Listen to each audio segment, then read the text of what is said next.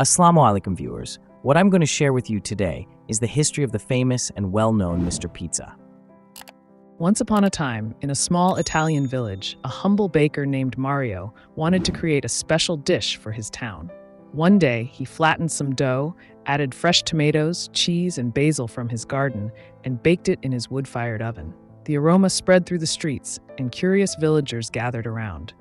When they tasted it, they were amazed. The dish was simple yet delicious, and they named it pizza.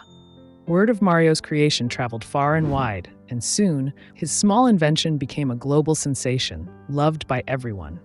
And that's how pizza was born. The famous chef credited with creating modern pizza, specifically Pizza Margherita, is Raffaele Esposito.